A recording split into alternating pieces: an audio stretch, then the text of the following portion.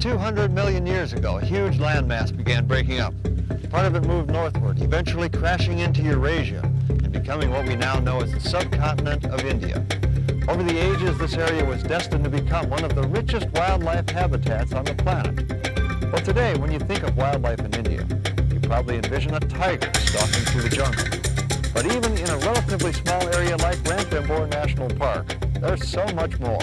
With a core area of only 158 square miles, this forest supports one of the richest populations of unique wildlife on Earth. I've come here to follow the daily dramas that unfold with these animals, including a persistent monitor lizard, Hanuman monkeys and their encounter with a leopard, and the magnificent sambar deer and the crocodiles that prey on them. Join me for an in-depth view of the unique species of India.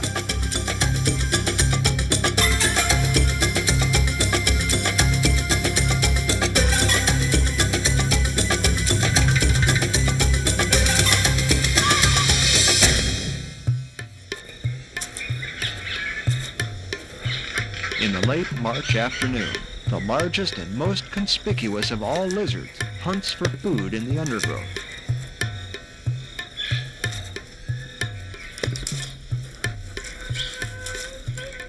There are 4 species of monitor lizards found in India: the water monitor, the agra monitor, the yellow monitor, and the Bengal monitor. All of them are ravenous reptiles, active during the day and feeding on insects and small rodents at a relatively continuous pace. But as the afternoon temperature cools off, in the shade, the monitor lizard's temperature drops, and it must return to the sunlight to bask.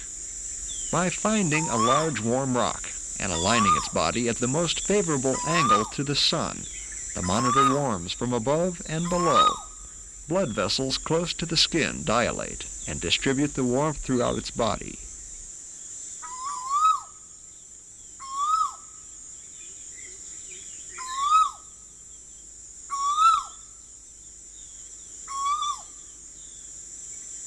Just downstream, less than 100 yards away, one of Ranthambore's most abundant birds drinks from the cool waters. Rose-ringed parakeets are day-active birds that move in noisy flocks to trees which are fruiting. February through April is the nesting season for the parakeets. A ringed male feeds his ringless mate near the nest site. This mate-feeding behavior is common in most species of birds. It not only helps to strengthen the bond between the mates, but it provides extra nourishment for the female at a time when she needs it. This is the dry season, when most of the trees have lost their leaves, but the flame of the forest trees are in full bloom.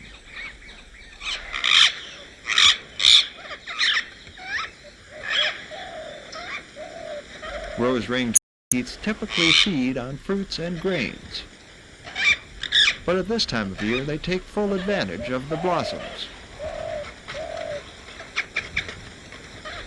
The parakeets feed throughout the day, but are most active in the cooler hours of early morning and late afternoon. Typically, they feed as a group, never out of earshot from each other's high-pitched shrieks and calls.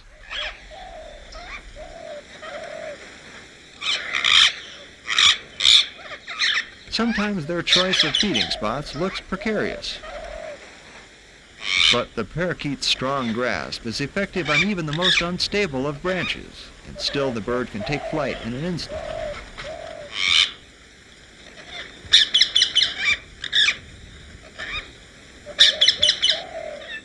The flock returns to a nesting tree.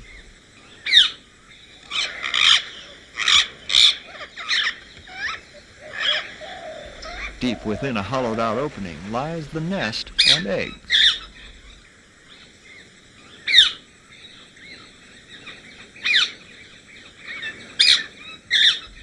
A lone parakeet spots the approach of danger. And in an instant, the entire flock is on the alert.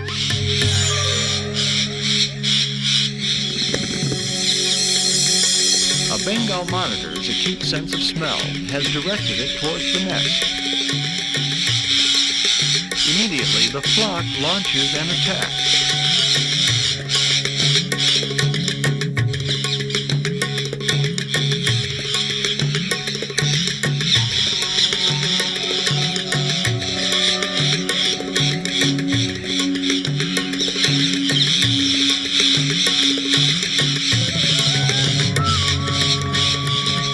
Birds stop just short of landing on the invader. They bite and claw, but keep away from the lethal jaws.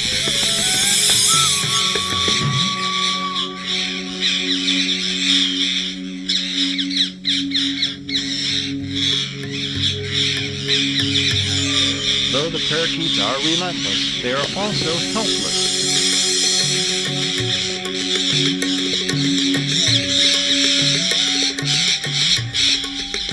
In the end, there is nothing they can do to stop the predator.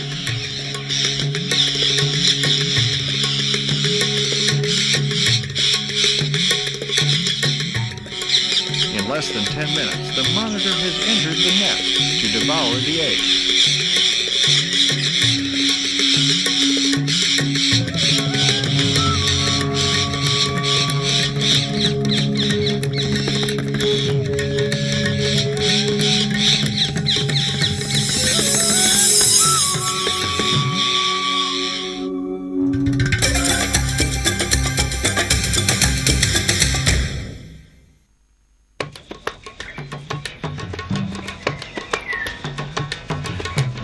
The brilliantly colored blossoms of the flame of the forest provide food for India's most abundant wild primate.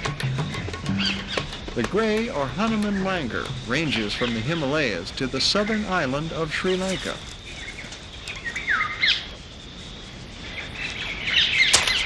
Langurs are part of the leaf-eating family of monkeys that subsist on vegetation that most other animals cannot digest.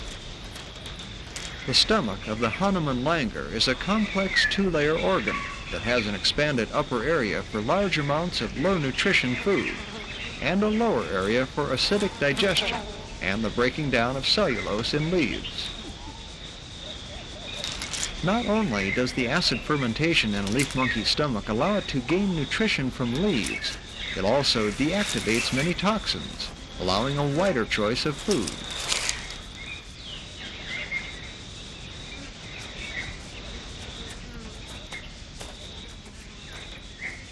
The Hanuman langur is the most terrestrial of all leaf monkeys, and it seems as comfortable on the ground as it is up in a tree. But it's never far from an arboreal escape route.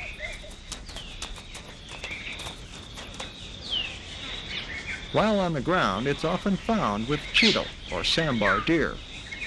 These vastly different species all benefit from each other's presence by providing extra eyes to watch out for predators. Although these langurs will eat an occasional insect, they're primarily vegetarians, feeding mostly on large amounts of mature leaves, along with some young leaves, fruits, grains, roots, and flowers. The widespread availability of food sources makes searching and fighting to eat unnecessary. So the atmosphere of a Hanuman society is more relaxed and somber than that of ground-dwelling macaques or African baboons. When langurs are feeding, they spread out and forage individually, each respecting the space occupied by the other. Even a high-ranking male will not intrude on the feeding space of another younger, lower-ranked monkey. While many Hanuman langurs live in arid regions and get their water from dew or the moisture content of their food, in Ranthambore there are direct water sources available nearly year-round.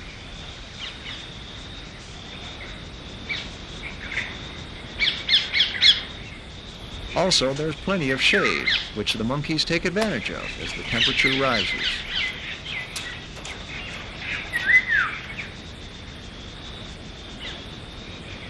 There are only two kinds of troops in Hanuman society, all-male bachelor groups and stable family units with a mix of sexes, such as this one.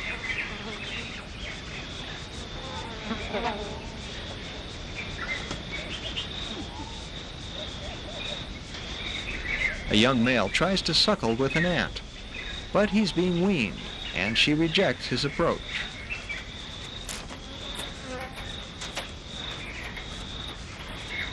All males are eventually driven out by the dominant breeding male at around 3 or 4 years of age. After that, they live in bachelor troops.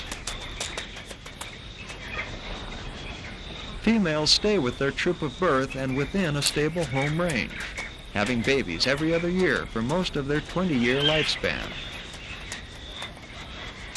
Baby langurs are born with their eyes open and are able to cling to their mother almost immediately. Overall, with leaf monkeys, grooming is only occasional. This casual approach to social connection is a result of both their diet and their arboreal disposition. The low nutritional content of leaves makes it necessary for the monkeys to feed almost continuously, leaving far less time for social behaviors, including fighting.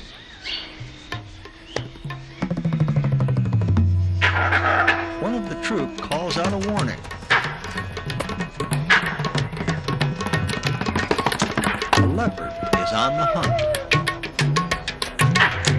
When a warning call is given, the response is universal. All the troop heads for the trees. Panic sets in, but because they're alerted well in advance, they all have time to climb to safety.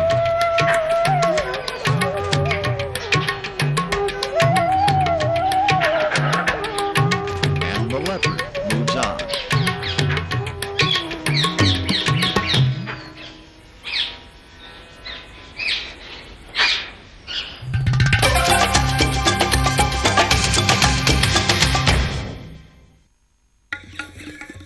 Ruins are found throughout Ranthambore National Park, some dating back to the 11th century. Many of these ruins are found around 3 large lakes that have traditionally been a haven for wildlife. These lakes are the scene of a rather unusual behavior of the park's sambar deer, feeding on water lilies. Normally, throughout India, the sambar is known as one of the shyest and most elusive of deer, a rarely seen resident of the thick forest. But here in Ranthambore, sambar have taken to the water like no others of their kind.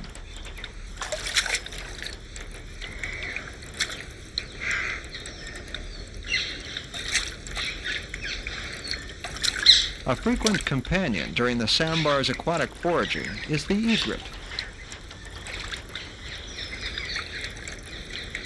These wading birds benefit by hitching a ride out to the center of the lake, gaining access to fish and insects that would otherwise be out of reach.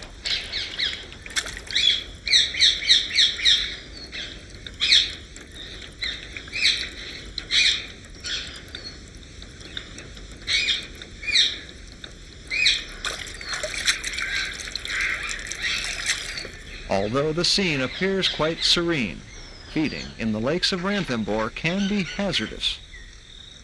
Over 100 marsh crocodiles are found in and around the lakes of Ranthambore. Some are as much as 10 feet long. Like most reptiles, crocodiles spend much of their time regulating their body temperature by basking in the sun. When their bodies become too warm, crocodiles often open their mouths to cool off, and if that's not effective enough, they must return to the cool water.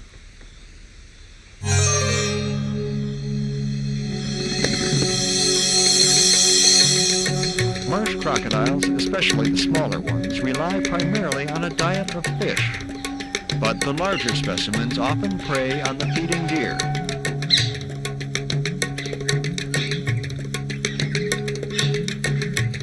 Sinking below the surface, the reptile silently moves toward the unsuspecting sambar. At the last instant, a large male spots the approaching crocodile.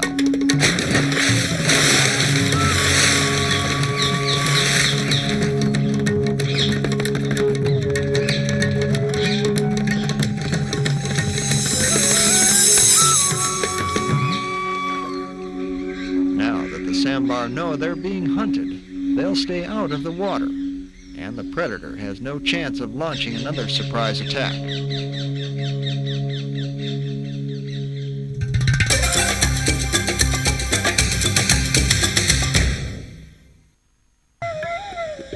third lake in Ranthambore is called Gilai Sagar.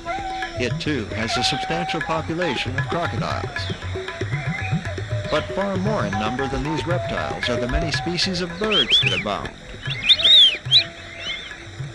Out of the 8,600 species of birds in the world, over 1,200 are found in India. Shorebirds such as the curlew and black-tailed godwit spend their days foraging for worms, mollusks, crabs, and insects. The solitary purple heron is mostly active at dawn or dusk, but it's sometimes seen in majestic flight above the lakes. One of the most efficient fishing birds in the world is the cormorant. It swims and dives with much more ease and grace than it flies, chasing fish underwater relentlessly until it comes up with a meal.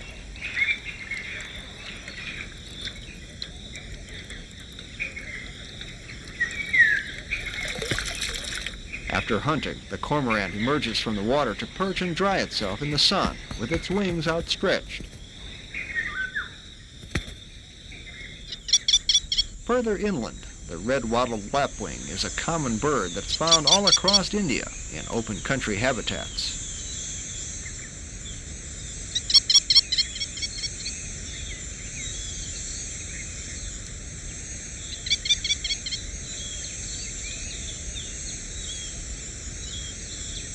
From March to August, this bird nests. The female deposits her eggs on the bare and open ground.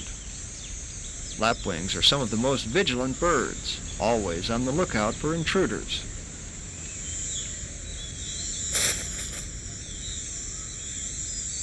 The yellow-wattled lapwing is a less common species that also nests in the open. During the heat of the day, it takes turns with its mate, protecting its eggs from the sun's scorching rays.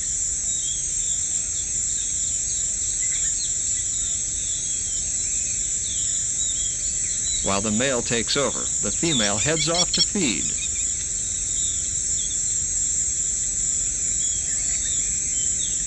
The Alexandria parakeet is larger and more colorful than its cousin, the rose-ringed parakeet, and is less abundant in Ranthambore. Another colorful bird is the blue-tailed bee-eater. It feeds exclusively on insects, which it expertly plucks from the sky.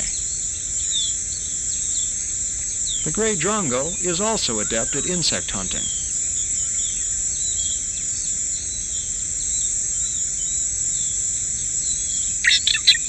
The tree pie is an omnivorous bird that often feeds its mate. In the month of March, the males of many species exhibit behaviors designed to both attract a female and to warn other males to stay away. The male magpie robin also makes himself conspicuous with a constant calling and singing.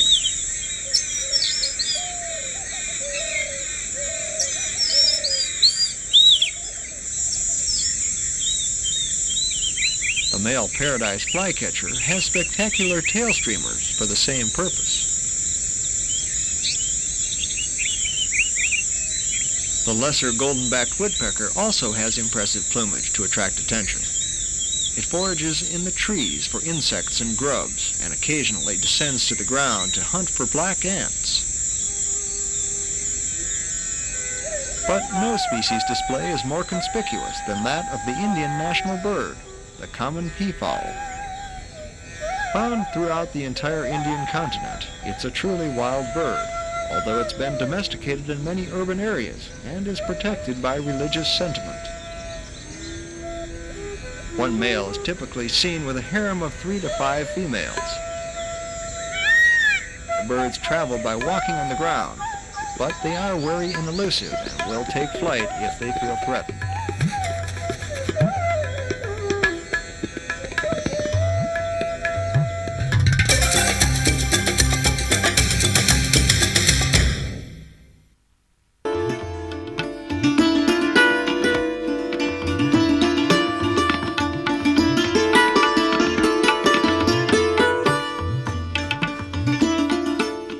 efforts to conserve wildlife around the world, it's important that we consider not only the high-profile species like the tiger, we need to remember the lesser-known animals as well. Every environment has evolved unique species that contribute to the Earth's biodiversity, and each time one becomes extinct, we lose a part of the natural systems that make life on this planet possible. I'm John Ross. Thanks for joining me. See you next time.